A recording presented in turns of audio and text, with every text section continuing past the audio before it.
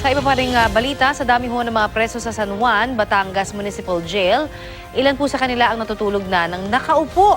Inaasahan pa raw na darami pa ang mga inmates doon dahil sa pinaigting na kampanya kontra droga. Balitang hatid ni Emil Sumangil, exclusive.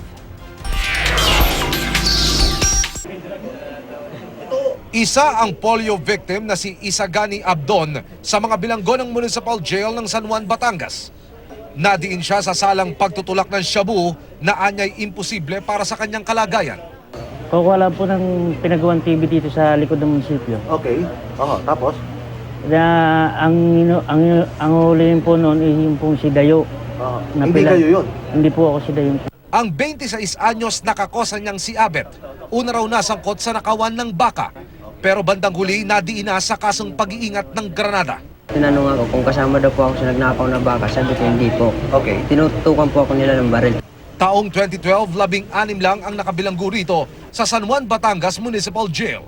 Pero pagpasok ng taong 2013, pumalo na sa mahigit 100 ang bilang ng mga inmate sa prison facility na nakadisenyo lamang para sa 50 bilanggo.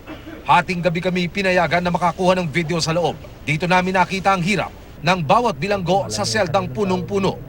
May nakasabit sa kisame, may natutulog ng nakaupo, at ang karamihan kulang na lang magkapalitan ng muka dahil sa labis na siksikan sa pagkakahiga sa sahig. Ang male dormitory na ito, mga kapuso, ay para sa 8 tao lamang. Subalit, presently, 46 na inmate ang narito po sa loob. At kung makikita nyo yung sitwasyon, oras na ho ng kanilang pagtulog ngayon, imposible hong maituwid yung mga katawan dahil sobrang sikip. At yun hong ventilasyon, sa totoo lamang mga kapuso, hindi po ganoon kapresko at kalamig. Ayon sa jail warden, 8 million pesos ang ipinangakong pondo sa kanila ng Bureau of Jail Management and Penology para sa pagpapagawa ng municipal jail sa lupang ibinigay ng munisipyo. Pero dahil sa kampanya kontra iligal na droga, inaasahan nilang tataas pa ang bilang ng bilanggo. Pag dumating po yung oras na may dadagdag pa sa amin na inmate, siguro magdadagdag kami ng mga bunks ulit.